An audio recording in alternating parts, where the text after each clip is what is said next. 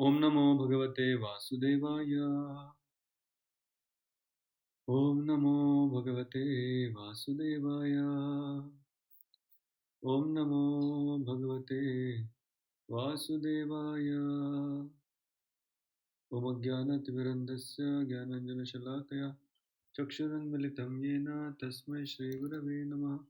श्रीचैतन्यमनोभीष्टं स्थापितं येन भूतले स्वयं रूपा कदा मह्यं ददाति स्वपदान्तिकम्।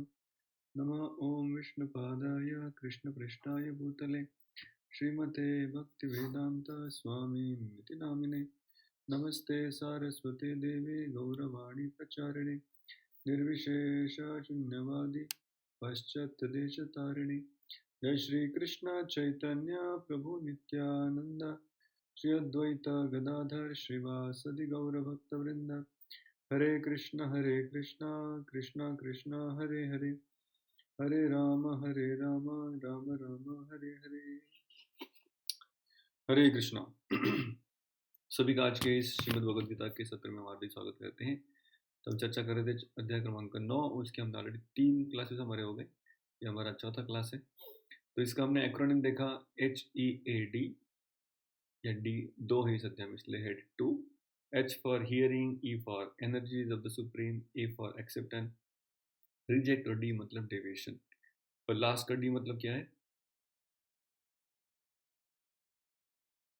डिवोशन। डिवोशन। तो पहले हमने चर्चा की कि इस अध्याय के शुरुआत के 3 श्लोक भगवान कहते हैं सुनो सुनो सुनो, तुम्हें बहुत परम गुह्य ज्ञान बताने जा रहा हूँ जो कि शुद्ध भक्ति है।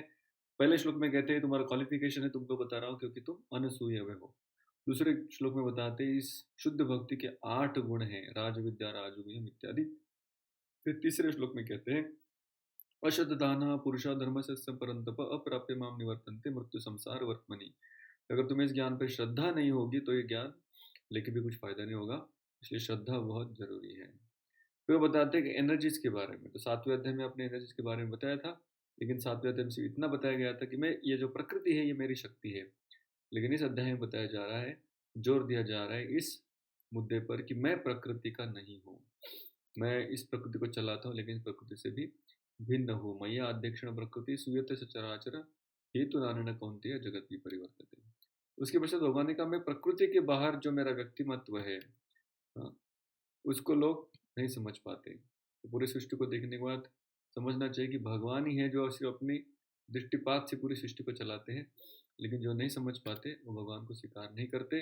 तो तीसरे सेक्शन में भगवान एक्सेप्ट और रिजेक्ट, कौन भगवान श्री कृष्ण के पूर्ण पुरुषोत्तम भगवत्ता को अस्वीकार करता है। तो उसका श्लोक था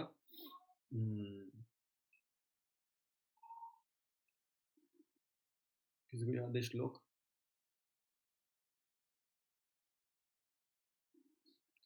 मूढ़ोयम ना भी जानाति 11 वाला ना,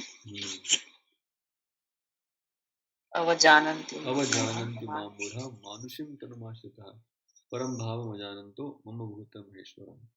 और फिर बताते जो लोग मेरे इस साकार स्वरूप को नहीं स्वीकार करते उनकी सारे प्रयत्न विफल है। उनकी भक्ति का प्रयत्न भी विफल होगा, उनको उसका फल नहीं मिलेगा। मोघाशा, उनके कर्म भी विफल होंगे। मोघ कर्माणो, उनके ज्ञान के प्रयास भी विफल होंगे। मोघ ज्ञान विचितसा।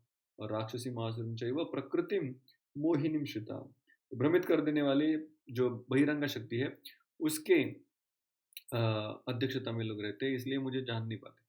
तो कौन आपको जान पाते हैं? तो फिर अगले 2 श्लोक में कहते हैं महात्मानम स्तु माम पार्थ दैवी प्रकृति आश्रिता। जो भक्तगण जो दैवी शक्ति के मार्गदर्शन में काम करते हैं, दैवी शक्ति कृपा जिनको प्राप्त है। दैवी शक्ति मतलब हमने देखा था एक तो श्रीमती राधा रानी की कृपा और साथ साथ वैष्णव की कृपा। तो ये जिसको मिल गई उसको श्रद्धा प्राप्त होती है और फिर भगवान के साकार स्वरूप को समझ सकता है। ऐसे महात्मागण करते क्या है, सततम कीर्तयन्तो माम यतन्तश्च दृढ़व्रतः नमस्यन्तश्च माम भक्ता नित्य युक्ता उपासते। तो हमेशा कीर्तन करते रहते, भगवान का गुणगान करते, भगवान की कीर्ति लोगों को बताते रहते। तो ये हो गया एक्सेप्ट और रिजेक्ट। उसके बाद भगवान बताते हैं कि जो मेरे पास नहीं आते वो कहाँ जाते। भगवान 3 रास्ते बताए जो लोग उनके पास नहीं आते। ज्ञान यज्ञेन चाप्येन यजन्ते माम उपासते एकत्वेन पृथक्त्वेन बहुधा विश्वतो मुखम। भगवान कहते हैं कि ऐसे लोग के पास 3 पर्याय है। पहला है एकत्वेन, यानी सभी लोग भगवान ये लोग समझते हैं, इसलिए खुद को भी भगवान समझते हैं, खुद की पूजा करने लगते हैं। मैं ही भगवान हूँ, अहम उपासना करते हैं। दूसरे है पृथक्त्वेन, मतलब भगवान एक नहीं है, बहुत सारे भगवान हैं। तो ऐसे मल्टीपल भगवान वाले जो है, जिसको अंग्रेजी में पॉलीथिज्म, या बहुत सारे भगवानों को जो मानते हैं, वो देवताओं को ही भगवान समझ लेते हैं और उनकी उपासना करते हैं। तो ये देवताओं के उपासक है जो बहुत सारे भगवानों को मानते हैं। तीसरे थे विश्वतोमुखम, मतलब जो इस विश्व की ही जो बड़ी बड़ी उपलब्धियां हैं या बड़ी बड़ी जो हस्तियां हैं, उनको देखकर वही भगवान है, वही उनकी शक्ति है, ऐसा समझकर उसकी भी पूजा करते हैं, विश्व की पूजा करते हैं या विश्वरूप की पूजा करते हैं। तो ये तीन ऑप्शन भगवान ने बताए। फिर उसके बाद भगवान पहले विश्वरूप के बारे में चर्चा करते हैं कि कैसे अहम क्रतु, अहम अग्नि सुधा, अहम औषधम मंत्रोहम, अहम एवाजम। हाँ, तो इस प्रकार से हर चीज में भगवान को ही देखते हैं।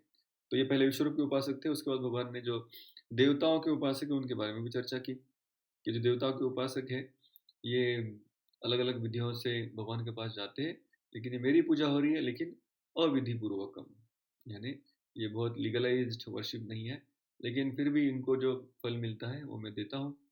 बहुत सारे फल की इच्छा से लोग इनके पास जाते हैं, लेकिन बीच में भगवान अचानक कहते हैं कि अरे मेरे पास आओगे तो मैं भी आपको सब कुछ दूंगा। अनन्यश्चिन्तयन्तु माम ये जना पर्युपासते तेषां नित्याभियुक्तानां योगक्षेमं वहाम्यहम्। तो उसकी चर्चा करते हैं और उसके बाद वापस कहते हैं कि देवान देव जानती मद भक्ता यान्ति माम का, कि जो लोग देवता की पूजा करते हैं देवताओं के धामों में जाते हैं, यानी इस भौतिक जगत के ही स्वर्ग इत्यादि लोकों में जाते हैं, लेकिन जो मेरी पूजा करेंगे वो सीधे भगवत धाम, यानी इस ब्रह्मांड से बाहर निकलकर मुक्त होकर मेरे पास आएंगे। ओके, तो ये था अभी तक की चर्चा हमारी। अभी हम आगे बढ़ते हैं भगवान 26वें श्लोक से आगे। अपनी जो भक्ति है, डिवोशन, मेरे पास आओ मैं आपकी सारी सेवा स्वीकार करूंगा, उसके बारे में चर्चा करने वाले हैं। तो ये श्लोक हमने आरंभ किया था और कुछ कनेक्शन निकल गया था, तो हम यहाँ से आगे वापस चर्चा करेंगे। मेरे पीछे बोलिए श्लोक क्रमांक 26। पत्रम पुष्पम फलम तोयम यो मे भक्त्या प्रयश्चति तदहं भक्त्या उपरूतम् अश्नामि प्रयतात्मनः। पढ़िए कोई भाषांतर। हरे कृष्ण। यदि कोई प्रेम तथा भक्ति के साथ मुझे पत्र, पुष्प, फल या जल प्रदान करता है तो मैं उसे स्वीकार करता हूँ। तो हमने देखा था इस श्लोक में कितनी चीजें भगवान मांग रहे? 5। तो 4 तो पत्र पुष्प फलम तो में ऑप्शनल है, उसमें से एक भी चलेगा, लेकिन एक कंपलसरी कौन सा है? भक्त्या। प्रेम भाव। भक्त्या प्रयश्चति, भक्ति से जो मुझे देता है, तो ये बहुत जरूरी है। तो हमने चर्चा कर रहे थे कि I love God versus I like God में क्या फर्क है।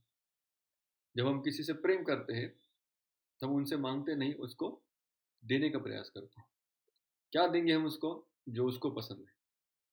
लेकिन उसके विपरीत जब हम किसी व्यक्ति को सिर्फ चाहते हैं, या आई लाइक गॉड या आई लाइक कृष्णा, तो फिर हम कृष्ण के पास जाते हैं, उनकी सुंदरता का अनुभव खुद के लिए करते हैं और उनसे बहुत सारी चीज़ें खुद के लिए मांगते हैं। तो प्रेम में और सिर्फ पसंद करने में ये फर्क है। तो पसंद करना मतलब अपने इंद्र तृप्ति के लिए उसका इस्तेमाल करेंगे, लेकिन प्रेम मतलब जहाँ पर हम उसकी सेवा करेंगे, उसको जो जरूरी है उसको प्रदान करेंगे। इसलिए भगवान यहाँ पे कह रहे हैं मुझे क्या अच्छा लगता है। भगवान कह रहे पत्रम पुष्पम फलम तो है। तो ये बहुत ही सिंपल चीज़ है। प्रभुपाद लिखते तात्पर्य में ये चीज़ें दुनिया की किसी भी कोने में जाएंगे तो किसी को भी प्राप्त हो सकती है, इसलिए भगवान कुछ ज़्यादा नहीं मांग रहे। और ऊपर से ये देने के लिए भी बहुत ज़्यादा क्वालिफिकेशन की आवश्यकता नहीं है। सिर्फ भक्ति होगी, प्रेम से देंगे तो भगवान उसको स्वीकार करने के लिए तैयार है। इसलिए प्रभुपाद कहते हैं भक्ति जो है बहुत आसान है और यूनिवर्सल है, मतलब कहीं पे भी इसका पालन किया जा सकता है। थोड़ा सा जल, कुछ पत्ता, फल, फूल भगवान को देंगे भक्ति से, भगवान स्वीकार करने के लिए तैयार है। तो इसलिए इस श्लोक में आप देखेंगे भक्ति शब्द जो है प्रभुपाद कहते हैं 2 बार आया है।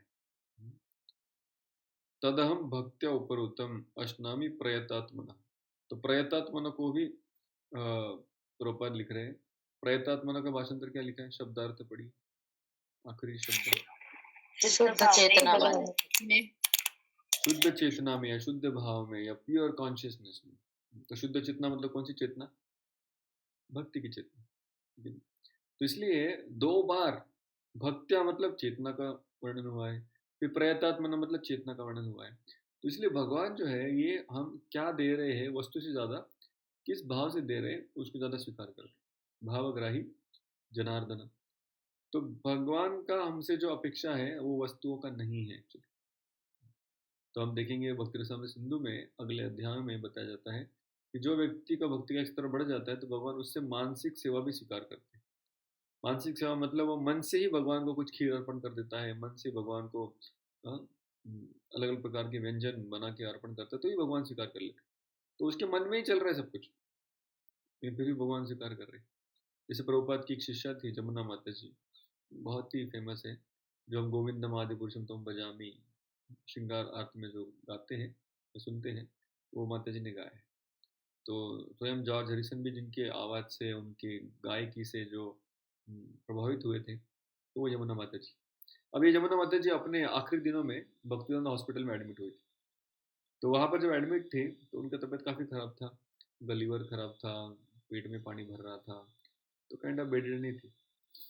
लेकिन एक दिन अचानक उन्होंने सारे लोगों को बुलाया और लोगों को कहा कि आज आपको भोग बनाने हैं, क्योंकि मेरे जो विग्रह है वो उनके साथ भी नहीं थे, वो विग्रह जहाँ पे वो रहती थी वहाँ पे ही थे दूसरे देश में। तो आज मेरे विग्रहों का बर्थडे है, तो हम सब लोग बहुत सारे भोग बनाएंगे और ईमेल में भगवान को भेजेंगे। तो लोगों को लगा कि ईमेल में कैसे भेजेंगे, बोले आप लोग पहले मुझे मेल करो फिर मैं आगे फॉरवर्ड कर दूंगी। लोगों को समझा ही नहीं, माता जी हमारे यहाँ पे टीटीज का बर्थडे होता है तो हम मेल से कैसे भेजेंगे, समझता नहीं, हम तो कुकिंग करेंगे, आइटम बनाएंगे, वो आगे कैसे जाएगा। माता जी ने कहा अरे भैया इसको कहते हैं मानसिक सेवा, प्रभुपाद ने मुझे सिखाया था। जब हम फिजिकली भगवान की सेवा नहीं कर पाते तो हम मानसिक रूप से भी कर सकते। उनका वो स्तर था कि वैसे आज्ञा प्रभुपाद ने उनको दी थी, हर कोई नहीं कर सकता। लेकिन उन्होंने कहा कि आप सब लोग आपके मन से भगवान को भोग बनाइए, सारे आइटम मार्केट से खरीद के लाइए, उसको कटिंग कीजिए, उसको फ्राई कीजिए, उसको पकाइए, उसको ठंडा करना ठंडा कीजिए, उसको परोसिए, द्रोण में अच्छे से सजाइए, उसमें तुलसी पत्ता डालिए और सिर्फ अभी ऑफरिंग करना बाकी है तो आप मुझे उस आइटम का नाम मेल कर दीजिए। तो ऐसे सबके आइटम के नाम आ जाएंगे, तो मैं बड़ी लिस्ट बना के पूरा ट्रे बना के फिर भगवान को आगे भेज दूंगा। तो कहने का मतलब कभी कभी भगवान को ये पत्र पुष्प एक्चुअली मिलता भी नहीं है। तो 5 चीजें हैं यहाँ पे, लेकिन इसमें सबसे महत्वपूर्ण चीज कौन सी है? भक्ति। भक्ति। तो हमारा जो भाव है वो बहुत महत्वपूर्ण। भगवान कहते हैं अश्नामी, यानी मैं खुद इस चीजों को खाऊंगा भी। तो प्रेमचंद कपूर ने पिछली बार कहा था कि विदुरानी जो दिए थे केले के छिलके भी भगवान ने खा लिए। तो इसलिए भगवान उस प्रेम के भूखे हैं, वो छिलका है कि केला है वो सब वो देखते हैं।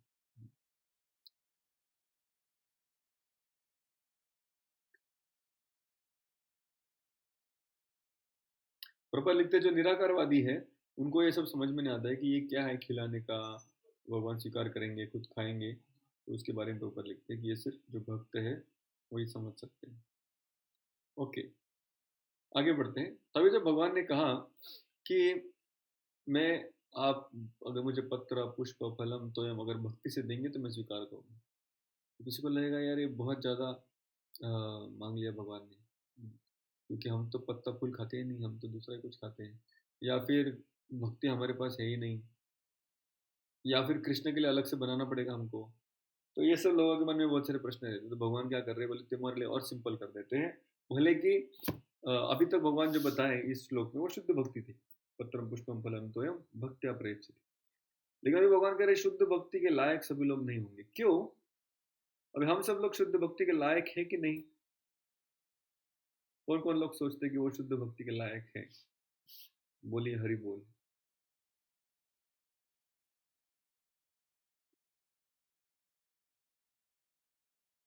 एक भी नहीं है। तो मैं किसको सिखा रहा हूँ? कोई है कि नहीं उधर? अभी प्रयास कर रहे हैं प्रभु जी शुद्ध भक्ति। मैंने ये नहीं कहा कि आप शुद्ध भक्त बन गए कि नहीं बन गए, मैंने पूछा कि आप शुद्ध भक्ति करने के लिए पात्र है कि नहीं। हाँ जी प्रभु जी हैं। और एक हरि बोल आ गया। हरि बोल प्रभु, हरि बोल, हरि बोल, हरि बोल। तो पेपर फूट गया लगता हरि है, बोल, सबका आ गया। हरि बोल। तो शुद्ध भक्ति के लिए व्यक्ति पात्र कब बनता है? क्या पात्रता है शुद्ध भक्ति करने के लिए? इस अध्याय के तीसरे श्लोक में हमने देखा था। सतत भगवान का ध्यान करना, भजन नहीं, करना, नहीं, कीर्तन करना। श्रद्धा श्रद्धा श्रद्धा, श्रद्धा, श्रद्धा भक्तों का श्रद्धा होनी चाहिए। भगवान तब करना। तो श्रद्धा कौन सी होनी चाहिए? शुद्ध भक्ति की श्रद्धा, ठीक है नहीं? शुद्ध भक्ति की श्रद्धा मतलब क्या? कौन बताएगा? अगर किसी के पास है शुद्ध भक्ति की श्रद्धा, तो अन्य वैसे सुना तो शुद्ध भक्ति की व्याख्या है। ये पूछ रहा शुद्ध भक्ति में श्रद्धा होना मतलब क्या?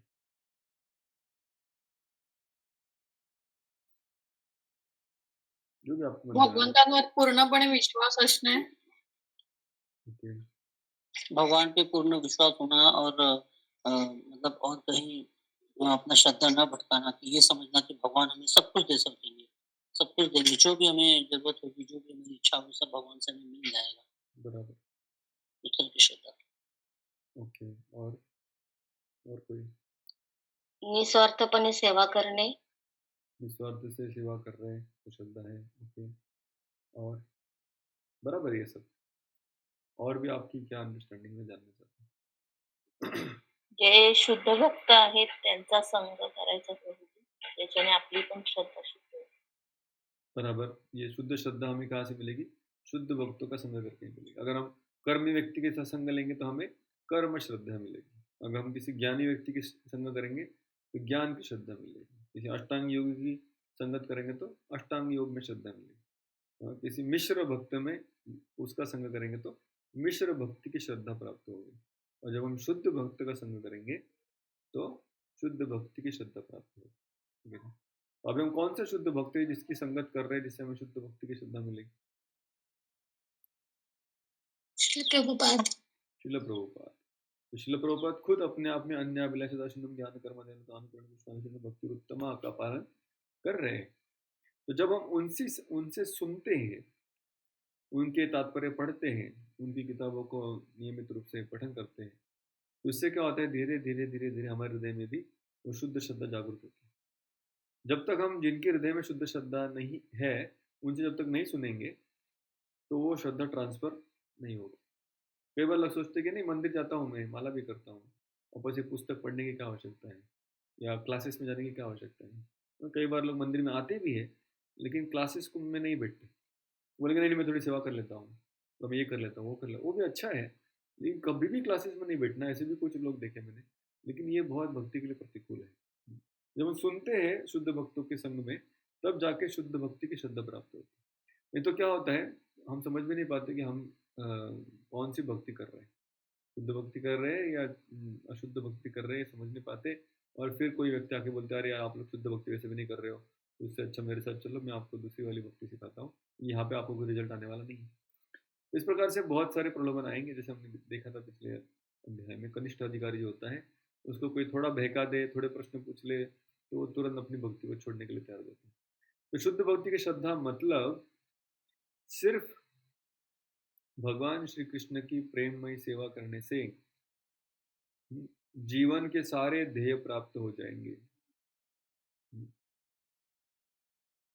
जीवन के सारे ध्येय मतलब शायद वो मुझे पसंद हो, नहीं पसंद हो, मेरी लिस्ट का शायद कुछ और हो सकती है, लेकिन जो भी जीवन के अच्छे उत्तम ध्येय है वो सारे ध्येय मुझे प्राप्त हो जाएंगे अगर मैं सिर्फ भगवान श्री कृष्ण की निस्वार्थ सेवा करता रहूँगा। तो ये श्रद्धा, ये विश्वास जिसके हृदय में है उसको हम कहेंगे कि उसके हृदय में शुद्ध भक्ति की श्रद्धा है। लेकिन ऐसी श्रद्धा हृदय में होना बहुत बहुत बहुत दुर्लभ है। ये श्रद्धा कब मिलती है? मैंने कहा जब शुद्ध भक्तों के संग में संग मिलता है तो। लेकिन इस दुनिया में शुद्ध भक्तों का संग बड़ा दुर्लभ है, बहुत दुर्लभ है। हाँ, हमारे सौभाग्य से हमें कहीं ना कहीं शुद्ध भक्तों का संग मिला है, लेकिन साधारणतः इस जगत के लोगों को ऐसे शुद्ध भक्त का संग मिलता ही नहीं, और इसलिए उनको इस भक्ति में या शुद्ध भक्ति में श्रद्धा आती ही नहीं। तो देखने जाए तो ये पत्रम पुष्पम फलम तोयम यो में भक्त्या प्रयश्चित एकदम सिंपल से सिंपल चीज है, लेकिन ये सिंपल से सिंपल चीज भी इस जगत के बहुतांश लोग पालन नहीं कर पाते। कौन सा आइटम है इसमें जो उनके पास नहीं है? 5 में से भक्ति। भक्ति। पत्ते फूल तो बहुत है उनके पास, लेकिन भक्ति नहीं है। तो ये छोटा सा चीज भगवान को भोग लगा के खाना, ये वो नहीं कर पाते। और भक्ति और भगवान के प्रति द्वेष, ये दोनों एक दूसरे के विपरीत है। जितना भगवान के प्रति द्वेष होगा या भगवान से हम कंपटीशन कर रहे हैं, भगवान की तुलना में हम भी बड़ा बनना चाह रहे हैं, तो भक्ति उतनी कम होगी या नहीं होगी। तो जिन लोगों के मन में भगवान के प्रति द्वेष है या खुद को ही बड़ा बनाने की इच्छा है, वो भगवान के प्रति एक्चुअली इनडायरेक्टली द्वेषी है। जो व्यक्ति खुद को ही बहुत बड़ा बनाना चाहता है, तो एक दिन वो इतना बड़ा बनना चाहता है कि मैं बन जाऊँ सबसे बड़ा, तो उसको लगता है मैं ज़्यादा नहीं मांग रहा हूँ, इतना ही मांग रहा हूँ कि मैं मुझे सबसे बड़ा बनाना। लेकिन ये भगवान के प्रति पूरी तरह से हम कंपटीशन कर रहे हैं, द्वेष कर रहे हैं। तो ऐसे जो लोग हैं, बहुतांश लोग इस दुनिया के वही है, क्योंकि उस बीमारी के कारण ही हम सब लोग यहाँ पे आए। हमारे अंदर भी वो दोष है, लेकिन क्योंकि शुद्ध भक्तों को मिले हैं, अभी हमारी श्रद्धा बदल गई। तो मुझे सबसे बड़ा नहीं बनना है, मुझे सबसे बड़े व्यक्ति का दास बनना है, तो वो प्रेम है। लेकिन बहुतांश लोग जिनके पास ये शुद्ध भक्ति की श्रद्धा नहीं है, उनको भी एक न प्रकार भगवान अपने पास बुलाना चाहते हैं। और ऐसे लोगों को संबोधित करते हुए भगवान अगला श्लोक कह रहे हैं, बोले मेरे पीछे, यत् करोषि यदश्नासि यज्जुहोषि ददासि यत् यत्तपस्यसि कौन्तेय तत्कुरुष्व मदर्पणम्। पढ़िए भाषांतर। हे कौंतेय, तू जे जे कर्म करतोस, जे जे खातोस, जे जे हवन करतोस किंवा दान करतोस आणि तू जे जप करतोस, ते सर्व तू मला अर्पण कर। तो अभी वो कह रहे कि अभी मैं आपको ये नहीं कहूंगा कि यही दो, वही करो। अभी तो जो जो कर रहा है, कहने का मतलब है व्यक्ति अपने जीवन में कौन सी क्रिया करता है जो उसको पसंद है। तो भगवान कह रहे ठीक है, तू अपनी जिंदगी में जो भी कर रहा है, जो भी तेरा प्रोफेशन है, जैसा भी हो, कम से कम मुझे इंक्लूड कर। तो समझे ना, जस्ट ऐड कृष्ण। सिर्फ कृष्ण को हमें जोड़ना है, कुछ छोड़ना नहीं। ये फिलोसफी किसके लिए? जो बहुत ही नए हैं, उनको अभी तक शुद्ध भक्ति की श्रद्धा नहीं मिली, उनके लिए भगवान कृष्ण यहाँ पे करे सिर्फ मुझे जोड़ो। तम तम एवं कौनते सदा तद्भाव भावित, सॉरी, तत्कुरुष्व मदर्पण। तो जो जो आप कर रहे हैं सब मुझे अर्पण करके कीजिए, बस हो गया काम। तो ये बहुत टोन डाउन वर्जन है, तो ये शुद्ध भक्ति नहीं है, लेकिन थोड़ी सी मिश्र भक्ति है, कर्म मिश्र भक्ति इसको कहते हैं। कहने का मतलब अभी इसमें और भक्ति में क्या फर्क है? फर्क यही है कि कार्य चालू करने के पहले हमारे मन में क्या इच्छा हो सकती है? एक इच्छा हो सकती है ये कार्य में मेरी प्रसन्नता के लिए कर रहा हूँ, और दूसरी इच्छा क्या हो सकती है? भगवान की प्रसन्नता। भगवान की प्रसन्नता के लिए कर रहा हूँ। तो कई बार जो लोग हैं, कार्य शुरू करने के टाइम पे उनको समझ पता चल जाता है या उतना स्मरण होता है ये भगवान के लिए कर रहा हूँ। ये कुछ लोगों को कार्य जब चालू करते हैं तो भगवान कुछ याद नहीं आते, वो अपने ही फायदे के लिए करते रहते, लेकिन अंत में जब फल आता है तो थोड़ा भगवान को भी अर्पण कर देते। लेकिन कुछ लोग हैं, वो कार्य के शुरुआत से लेकर अंत तक हर चीज भगवान को अर्पण है। मतलब उनके जो प्रयास है, वो प्रयास भी भगवान के संतुष्टि के लिए हो रहे हैं। लेकिन जो कर्म मिश्र भक्त होता है, उसके प्रयास का आरंभ होता है खुद की प्रसन्नता के लिए, लेकिन उसमें थोड़ा भगवान को भी शेयर दे देता है। बोले ठीक है यार, काम तो मैंने कर दिया, लेकिन आपको भी अर्पण करना चाहिए, तो इसलिए थोड़ा आपको भी अर्पण कर देता हूँ। तो इस प्रकार से ये दो फर्क है। तो फर्क क्या मैंने कहा, कार्य चालू करने के पहले वो पूछता नहीं कि कृष्ण ये कार्य करूँ कि नहीं करूँ, वो अपने को पसंद आ रहा है तो कर देता है। फिर बोलते हैं भगवान ये बनाए अभी, ये आप खा लो। क्यों बनाए? लेकिन ये बनाया क्योंकि मुझे पसंद है, और अभी आपको पसंद है कि नहीं पता नहीं, लेकिन अभी मुझे पसंद है। आपको, आपने बोला जो भी खाओ जो भी करो और मुझे अर्पण करके करो, तो इसलिए आपको अर्पण करता हूँ। तो बहुत ऊंचा स्तर नहीं है ये, या बहुत रिकमेंडेड भी नहीं है, लेकिन कम से कम जो लोग तुरंत भक्ति में श्रद्धा को प्राप्त नहीं किए, शुद्ध श्रद्धा को, उनको कम से कम कृष्ण कह रहे हैं, इनकरेज कर रहे हैं, प्रोत्साहन दे रहे हैं तो कम से कम जैसे भी हो मेरे पास आओ, बाकी का शुद्धिकरण मैं कर दूंगा। तो ये उनका रिकमेंडेशन यहाँ पर है। तो हालांकि इस अध्याय में शुद्ध भक्ति की चर्चा हो रही है, लेकिन सिर्फ यही एक ही श्लोक है जहाँ पर भगवान पूरी तरह से शुद्ध भक्ति के बारे में चर्चा कर रहे हैं। थोड़ा कर्म मिश्र भक्ति, पूरा कर्म मिश्र भक्ति भी नहीं है ये, क्योंकि ये व्यक्ति हर चीज़ भगवान को अर्पण कर रहा है, जो भी करता है वो, लेकिन शुद्ध भक्ति भी नहीं है पूरा, इसमें थोड़ा कर्म का मिश्रण है। ओके, कोई तात्पर्य पढ़ना चाहेगा?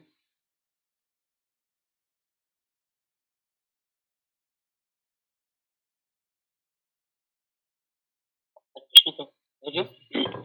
हे कुंती पुत्र, तुम जो कुछ करते हो, जो कुछ खाते हो, जो कुछ अर्पित करते हो या दान देते हो, और जो भी तपस्या करते हो, उसे मुझे अर्पित करते हुए करो।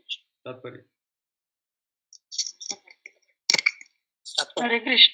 हरे कृष्ण प्रभु जी। इस प्रकार यह यह प्रत्येक व्यक्ति का कर्तव्य है कि अपने जीवन को इस प्रकार ढाले कि वह किसी भी दशा में कृष्ण को न भूल सके। प्रत्येक व्यक्ति को अपने जीवन निर्वाह के लिए कर्म करना पड़ता है, और कृष्ण यहाँ पर आदेश देते हैं कि हर व्यक्ति उनके लिए ही कर्म करे।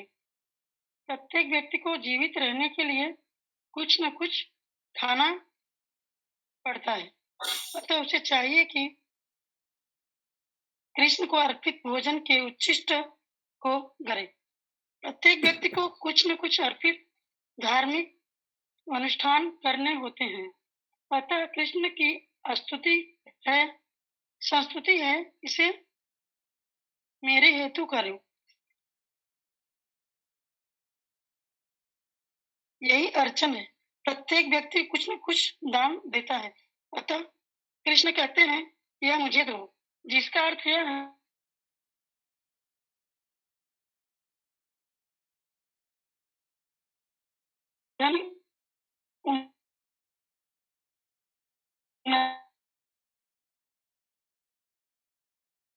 अरे सॉरी, आपका इंटरनेट थोड़ा खराब है, आवाज़ नहीं आ रही।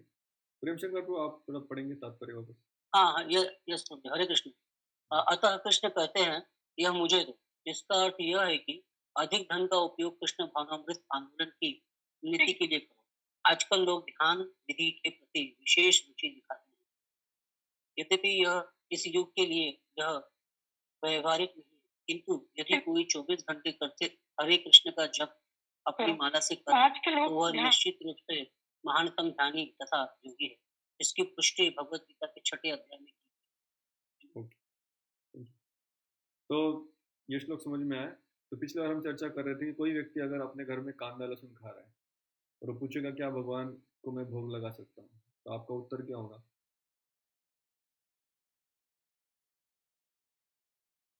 नहीं प्रभु जी, कांदा लहसुन छोड़ के बाकी और भी चीजें तो घर में बनती होंगी, उसका भोग लगा सकते हैं। तो उसका जो भी बनता है, कांदा लहसुन क्या बनता है? दाल में भी कांदा लहसुन है, सब्जी में भी कांदा लहसुन है, फिर चपाती और राइस बचा। तो राइस और चपाती और शक्कर लगा सकते हैं प्रभु जी। तो जो कांदा लहसुन का सब्जी खा रहा है उससे उसको पाप लगेगा? अर्पण करे हुए कुछ फायदा हुआ नहीं, आधा पाप खा रहे हैं, आधा पुण्य खा रहे हैं। हाँ, पर प्रभु जी ने बताया था कि जो शुरुआत में जस्ट अभी ज्वाइन किया है, जो भी आना चालू किया है, या जो भक्ति का भी ये कर रहा है, प्रयास कर रहा है, तो उसके लिए उसे यही स्टार्टिंग में उसको इतना स्ट्रिक्ट नहीं होना चाहिए उसके साथ में, तो उसे धीरे धीरे लाना चाहिए उस स्तर पे। तो वो कांदा लहसुन छोड़ने के लिए तैयार नहीं है, इसका मतलब है कि अभी तक उसको आपके सत्संग में पूरा भरोसा आया नहीं, ठीक है? या फिर आपने उसको इतना संग दिया नहीं है, या इतना अज्ञात सुकृति, एक अच्छा अनुभव भक्तों के संग में उसको मिला नहीं, इसलिए वो पूरी तरह से आपके जैसा नहीं बनना चाहता। तो यही दिखाता है कि उसकी श्रद्धा अभी तक कमजोर है, कमजोर हो सकती है या शुद्ध नहीं है, मतलब शुद्ध भक्ति की श्रद्धा उसको नहीं प्राप्त हुई अभी तक। तो जो भी श्रद्धा में है लेकिन कम से कम कृष्ण के पास आना चाहता है, उसको कृष्ण को जोड़ना है अपने जीवन में, तो ऐसे व्यक्ति को हम बिंदास बोल सकते हैं कि आप जो भी बना रहे हैं, यद करोषि यदश्नासी। यद अश्नासी मतलब क्या? जे खातोस ये तो खाते हैं सत्य। तो ऑफकोर्स उसमें मटनम चिकनम अंडरम नहीं होना चाहिए, क्योंकि वो भगवान नहीं कहते। भगवान कहते हैं पत्रम पुष्पम फलम, तो मतलब जो भी शाकाहारी चीज़ें हैं वो हो सकती हैं। तो कांदा लहसुन जब हम खाते हैं, हम कांदा लहसुन क्यों नहीं खाते, कोई बताना चाहिए? तमोगुण वाढतो तामसिक तो तमोगुण के कार्य पाप कर्म होते हैं हमेशा।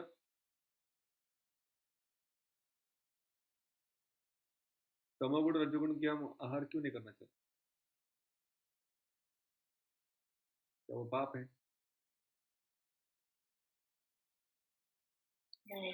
प्रभु जी, वो भक्ति करने के लिए हमें सतोगुण पे कम से कम उस लेवल पे आना पड़ेगा। रजोगुण तमोगुण के लेवल पे हम शुद्ध भक्ति भी नहीं, मतलब भक्ति ही नहीं कर पाएंगे तो शुद्ध भक्ति के लेवल पे भी नहीं आ पाएंगे।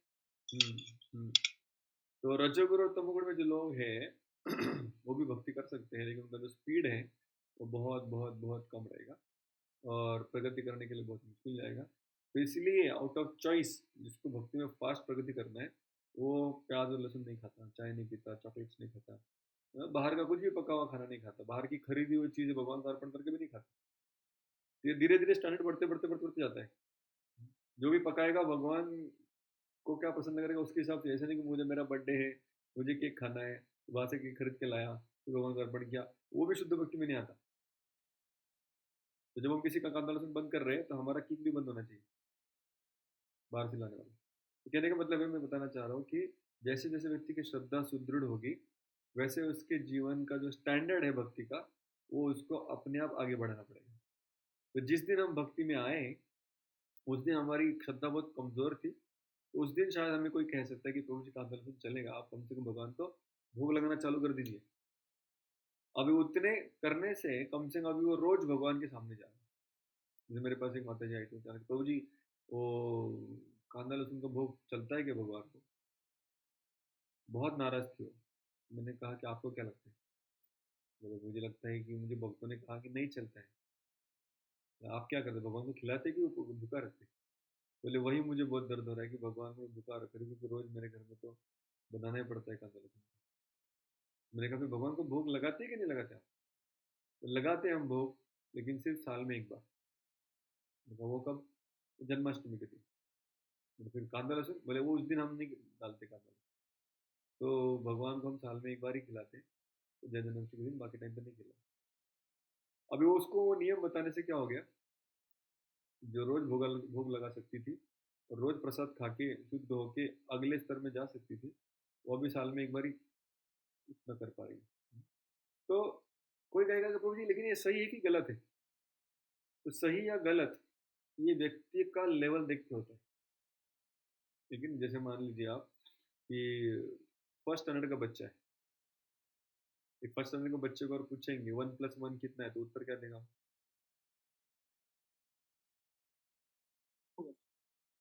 2 देगा ना। 2+2 पूछेगा तो 4 4, 4 - 2 बोलेगा तो थोड़ा सोच के बोलेगा 2। हाँ, कितना कितना देगा आंसर? 4 - 2। 2 आप लोग भी सोच रहे हैं यार। चिट्टू ठीक है, चलेंगे। आप लोग अभी 12th के स्टैंडर्ड के एग्जाम को तैयारी कर रहे हैं, इसलिए फर्स्ट स्टैंडर्ड का भूल के लगता है। तो उसी बच्चे को पूछेंगे अरे 2 - 4 कितना है, वो नहीं दे पाएगा प्रभु जी आंसर। उसको आप क्या बताएंगे? 2 में से 4 जाता है कि नहीं जाता है बोलेंगे? हाँ, तो समझाना होगा तो ऐसे ही समझाएंगे। तो फर्स्ट स्टैंडर्ड वाले को क्या बोलेंगे आप? 2 से 4 जा सकता है कि नहीं जा सकता? नहीं जा सकता, नहीं जा सकते बोलते। नहीं जा सकता बोलेंगे ना, लेकिन एक्चुअली जा सकता है कि नहीं जा सकता? -2 -2 आंसर आएगा। मतलब फर्स्ट स्टैंडर्ड को जो जो सिखा रहे हैं वो सब झूठ बोल रहे कि नहीं उससे? जी, लेकिन क्यों झूठ बोला? क्योंकि उसका लेवल प्रभु जी उस चीज को समझने के लिए अभी तैयार नहीं है। तो उसको अभी सच बोलेंगे तो कल से स्कूल में नहीं आएगा। वो बोलेगा ये पागल है ये लोग। हाँ, क्योंकि मैं अभी तक सीखा हूँ, मेरी 4 उंगलियां, 4 उंगली में से 2 उंगली गया, मतलब कितना बचा? 2। अभी ये टीचर मुझे पूछती मेरी 2 उंगलियां, उसमें से 4 कैसे निकालूं? बाजू वाले की 2 निकालो क्या? बोले टीचर पागल है। अब वो टीचर को पागल क्यों कह रहा है? क्योंकि उसका लेवल ही नहीं है वो चीज़ समझने का। भले आप सच बोल रहे हो, लेकिन आपके उस सच बोलने से अगर वो स्कूल से चला जाए या अपने आप को पागल समझने लगे या आपको पागल समझने लगे, तो उसके ऊपर तो अत्याचार हो गया। तो कोई भी शिक्षक फर्स्ट स्टैंडर्ड के बच्चे को 2 में से 4 -2 ऐसे सिखाता नहीं, ना ही बच्चा उसको समझ पाता। जब वो 5th स्टैंडर्ड में आएगा तभी जाके उसको माइनस नंबर सिखाए जाते हैं, नेगेटिव। ठीक है जी? वैसे फिर उसको स्क्वायर सिखाया जाता है, स्क्वायर रूट नहीं सिखाया जाता। तो कई सारी चीज़ें हम विद्यार्थी को उसके आगे बढ़ने के बाद ही बताते हैं। लेकिन कभी कभी हम जब प्रचार करते हैं, हमारे पास एक ही सिलेबस है, हम सबके सर के ऊपर उसको ही फोड़ते रहते हैं। होता है ना ऐसा? हमने किसी ने हमें छोटा भी प्रश्न पूछ लिया, कोई भी प्रश्न पूछ लिया, अरे आपने ये हाथ में ये माला क्यों लगाई है, ये थैली क्यों बांधी है, आपका कुछ हाथ टूटा है क्या, क्या हो गया? तो आप उसको क्या समझाते हैं? आप उसको मनुष्य जन्म कितना दुर्लभ है वो समझाते हैं, ये माला करना कितना इंपॉर्टेंट है समझाते हैं। तो वो पूछेगा यार माला मतलब करना जरूरी है क्यों? आप बोलेंगे आप करना जरूरी है। वो पूछेगा कितना माला करना जरूरी है, तो क्या बताएंगे आप? द्रौपद ने क्या बोला है, कितना माला करना चाहिए? कम से कम 16। कम से कम 16। तो अगली बार वो आपको देखेगा ट्रेन में तो आपसे थोड़ा दूर बैठेगा वो, जी प्रभु जी। है कि नहीं? तो कहने का मतलब है कि जब हम प्रचार करते हैं तो हमें कृष्ण की तरह ही सेंसिटिव होना चाहिए, क्योंकि हम कृष्ण के संदेश को एज इट इज देना चाहते हैं। तो आप देखेंगे अर्जुन को भगवान पहले अध्याय में या दूसरे अध्याय में कहते हैं कि तू लड़ाई कर यार, लड़ाई कर। क्यों लड़ाई करो अर्जुन पूछता है, तो भगवान कहते हैं अरे तुझे स्वर्ग मिलेगा, लड़ाई करेगा तो मर भी जाएगा तो स्वर्ग मिलेगा, जिएगा तो राज्य मिलेगा। तो कृष्ण कह रहे हैं अर्जुन को तू लड़ाई कर, उससे तेरे को राज्य भी मिलेगा, मर भी गया तो स्वर्ग मिलेगा। तो अभी हमारे जीवन के जो हम करते हुए करते हैं, हमें क्यों करने चाहिए? स्वर्ग प्राप्ति के लिए करने चाहिए, भौतिक भोग मिलने करने के लिए करने चाहिए क्या? नहीं। तो भगवान जी सही प्रभु जी। चीज बता रहे हैं या गलत चीज बता रहे हैं?